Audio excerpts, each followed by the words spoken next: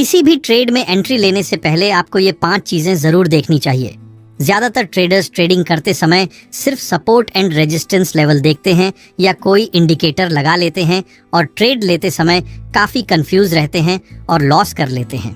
पर अगर आप ट्रेड में एंट्री लेते समय इन 5 चीजों को देखते हैं तो आपके ट्रेड का प्रॉफिट होने का चांस 70 से 80% तक बढ़ जाता है और आप इनके बेस पर फ्री माइंड से ट्रेड ले सकते हैं। तो चलिए एक एक करके समझते हैं कि हमें किसी भी ट्रेड में एंट्री लेने से पहले किन किन चीजों को देखना चाहिए। First, market structure. Market structure का मतलब होता है कि मार्केट अभी कैसा व्यवहार कर रहा है, मतलब मार्केट की डायरेक्शन अभी क्या है। मार्केट अभी अप ट्रेंड में है, डाउन ट्रेंड में है या साइडवेज है। और ये सब देखने के लिए हमें मल्टीपल टाइम फ्रेम में मार्केट को एनालिसिस करना पड़ेगा। जैसे मान लीजिए आप इंट्राडे ट्रेडिंग करते हो, जैसे निफ्टी, बैंक निफ्टी या फिर किसी स्टॉक में, तो आप में से ज्यादातर ट्रेडर्स 5 मिनट या 15 मिनट टाइम फ्रेम में ट्रेड करते होंगे। तो आपको मार्केट के ट्रेंड का पता लगाने के लिए 1 घंटे या फिर 4 घंटे के टाइम फ्रेम में मार्केट को एनालिसिस करना होगा, या फिर आप 1 दिन टाइम फ्रेम में भी मार्केट को एनालिसिस कर सकते हैं। बट इससे ज्यादा टाइम फ्रेम में आपको मार्केट का व्यू नहीं देखना है। आपको इन टाइम फ्रेम्स में देखना है कि मार्केट अभी कैसा व्यवहार कर रहा है, मार्केट अभी अप ट्रेंड में है या फिर डाउन ट्रेंड में। अगर मार्केट 1 घंटे और फिर 4 घंटे दोनों टाइम फ्रेम में अब डायरेक्शन में है तो आपको अभी सिर्फ बाइंग की अपॉर्चुनिटी खोजनी है। और अगर दोनों टाइम फ्रेम में मार्केट डाउन डायरेक्शन में है तो आपको सेलिंग की अपॉर्चुनिटी खोजनी है। और अगर मार्केट हायर टाइम फ्रेम में भी साइडवेज है तो हम रेजिस्टेंस लेवल पर सेलिंग की ट्रेड फाइंड करेंगे और सपोर्ट लेवल पर बाइंग की ट्रेड फाइंड करेंगे। अगर मार्केट 1 घंटे पर डाउन ट्रेंड में है और 4 घंटे पर अप ट्रेंड में, तो हम एक और बड़े टाइम फ्रेम यानी 1 डे टाइम फ्रेम का इस्तेमाल करेंगे और देखेंगे कि मार्केट की स्ट्रक्चर अभी कैसा है।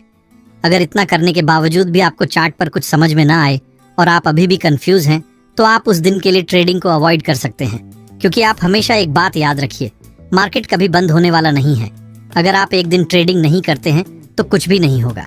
सबसे इम्पोर्टेंट होता है अपने कैपिटल को बचाना, क्योंकि अगर आप कंफ्यूज होकर किसी भी रैंडम ट्रेड में एंट्री बनाते हैं तो इसका बहुत ज्यादा चांस रहता है कि आप उस ट्रेड में लॉस कर लेंगे।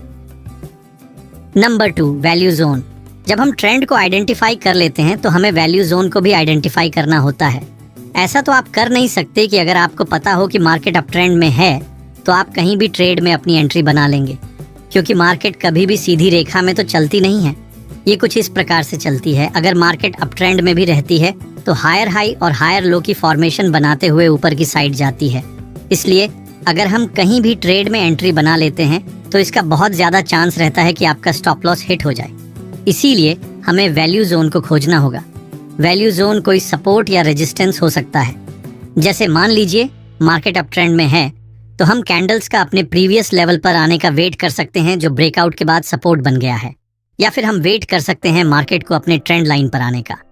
और भी चीजें हैं जो एरिया ऑफ वैल्यू हो सकती हैं, जैसे सप्लाई और डिमांड जोन या ईएमए इंडिकेटर। और जब प्राइस इन लेवल्स पर आती है तो हम ट्रेड में अपनी एंट्री बना सकते हैं। Point number 3, entry trigger. जब प्राइस एरिया ऑफ वैल्यू को अप्रोच करता है तब भी हमें जल्दबाजी में कोई भी ट्रेड नहीं लेना है। हमें इस वैल्यू एरिया में कुछ ऐसे साइन चाहिए जो हमें ये इंडिकेट करें कि जो ट्रेड हम लेने वाले हैं वो हमारे फेवर में हो सकता है। तो एंट्री ट्रिगर कोई कैंडलस्टिक पैटर्न हो सकता है। जैसे अगर प्राइस सपोर्ट के पास हो तो कोई बुलिश कैंडलस्टिक पैटर्न हो सकता है, जैसे हैमर या बुलिश इंगल्फिंग कैंडलस्टिक पैटर्न हो सकते हैं, या फिर कोई ट्रेडिंग स्ट्रेटजी हो सकती है जिसमें हम इंडिकेटर का कंफर्मेशन ले सकते हैं, जैसे RSI, EMA जैसे इंडिकेटर्स का इस्तेमाल कर सकते हैं, या फिर हम कॉन्फ्लुएंस के बेस पर भी ट्रेड ले सकते हैं। कन्फ्लुएंस का मतलब होता है मल्टीपल कंफर्मेशन।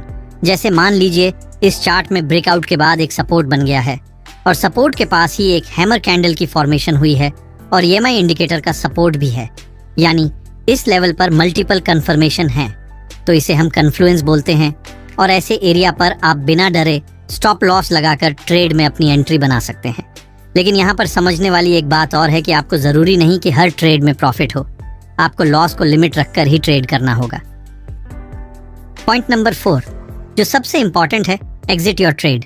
तो इसे हम 2 पार्ट में डिवाइड कर सकते हैं। 1, when to exit if wrong, मतलब अगर ट्रेड हमारे अगेंस्ट जाता है तो हमें स्टॉप लॉस कहाँ रखना चाहिए। 2, जब ट्रेड हमारे फेवर में हो तो हमें प्रॉफिट कहाँ पर बुक करनी चाहिए। सबसे पहले when to exit if wrong, हमारा स्टॉप लॉस ऐसी जगह पर होना चाहिए जहां पर अगर प्राइस उस लेवल को टच करता है तो हमारा ट्रेड इनवैलिड हो जाए। जैसे मान लीजिए हम अप ट्रेंड के दौरान सपोर्ट लेवल पर बाइंग करते हैं तो हमारा स्टॉप लॉस इस सपोर्ट लेवल के नीचे होना चाहिए, क्योंकि अगर मार्केट इस सपोर्ट लेवल को ब्रेक करता है तो इसका बहुत ज्यादा चांस रहता है कि मार्केट डाउनसाइड चला जाए। ऐसे में अगर हम बड़ा स्टॉप लॉस लगाते हैं तो हमारा बड़ा नुकसान हो सकता है। इसलिए हमें ट्रेड करते समय स्मॉल स्टॉप लॉस फाइंड करना चाहिए, क्योंकि ट्रेडिंग में कैपिटल को बचाना बहुत इंपॉर्टेंट होता है। अगर एक ही ट्रेड में बड़ा लॉस लेते हैं तो नेक्स्ट ट्रेड में हमारी साइकोलॉजी बुरी तरह प्रभावित हो सकती है।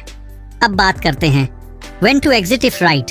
अगर हम सही हैं तो हमारा प्रॉफिट टारगेट क्या होना चाहिए? देखिए, हर स्ट्रेटजी और चार्ट पैटर्न के साथ प्रॉफिट टारगेट अलग अलग हो सकता है। प्रॉफिट टारगेट डिसाइड करते समय हमें मार्केट स्ट्रक्चर भी देखना होता है। मान के चलिए मार्केट अभी स्ट्रॉन्ग अप ट्रेंड में है तो हम ट्रेलिंग स्टॉप लॉस की मदद से प्रॉफिट टारगेट को इंक्रीज कर सकते हैं और ट्रेंड के साथ प्रॉफिट टारगेट भी बढ़ा सकते हैं। लेकिन मान लीजिए मार्केट एक रेंज में है तो हम प्रॉफिट टारगेट के लिए सपोर्ट और रेजिस्टेंस का इस्तेमाल कर सकते हैं। जैसे मान लीजिए आपने कोई ट्रेड सपोर्ट पर बाई किया है तो रेजिस्टेंस के आसपास अपना प्रॉफिट बुक कर सकते हो। उसी तरह अगर आपने कोई ट्रेड रेजिस्टेंस पर सेलिंग किया है तो सपोर्ट के आसपास अपना प्रॉफिट टारगेट बुक कर सकते हो। और अगर आप मार्केट को और बड़े टाइम फ्रेम पर एनालिसिस करते हैं तो आपको और ज्यादा की लेवल्स मिल सकते हैं जहां पर आप और ट्रेड एंट्री अपॉर्चुनिटी खोज सकते हो। Point number 5, risk management. देखिए, ट्रेडिंग में जितना जरूरी प्रॉफिट बनाना है उतना ही जरूरी रिस्क मैनेजमेंट भी है। रिस्क मैनेजमेंट के माध्यम से आप अपने रिस्क को मैनेज कर सकते हैं, क्योंकि ट्रेडिंग में सबसे इंपॉर्टेंट है अपने कैपिटल को सेव करना। रिस्क मैनेजमेंट में सबसे इंपॉर्टेंट होता है स्टॉप लॉस लगाना। ट्रेडिंग में रिस्क मैनेजमेंट का मतलब है अपने कैपिटल की सुरक्षा करना और नुकसान को नियंत्रित रखना। बिना सही रिस्क मैनेजमेंट के भले ही आपकी ट्रेडिंग स्ट्रेटेजी कितनी भी अच्छी हो, आपका पोर्टफोलियो ज्यादा समय तक टिक नहीं पाएगा। स्टॉप लॉस का महत्व। रिस्क मैनेजमेंट के नियम को फॉलो करने के लिए आपको अपना स्टॉप लॉस पहले से ही डिसाइड करना होता है। जैसे मान लीजिए आपने 100 रुपए के प्राइस पर एक स्टॉक बाई किया है और आपने 5% का स्टॉप लॉस रखा है तो आपका एसएल 95 रुपए होगा। अगर स्टॉक 95 रुपए पर पहुंचता है तो आपकी पोजीशन ऑटोमेटिकली बंद हो जाएगी। रिस्क मैनेजमेंट में आपको एक और इम्पॉर्टेंट बात का ध्यान रखना है, जिसे बोलते हैं रिस्क टू रिवॉर्ड रेशियो। मतलब एक ट्रेड में आपको प्रॉफिट और स्टॉप लॉस कितना रखना है। सबसे अच्छा होता है 1:2 या 1:3 रिस्क टू रिवॉर्ड रेशियो। मतलब अगर आप किसी ट्रेड में एंटर होते हैं तो आपको एक ट्रेड में 1 रुपए का रिस्क लेना है 2 रुपए प्रॉफिट के लिए। आप इसे बढ़ा भी सकते हैं, जैसे 1:2 या 1:3। इस तरह आप अपने रिस्क को मैनेज कर सकते हैं और ट्रेडिंग में अपने कैपिटल को सुरक्षित रख सकते हैं।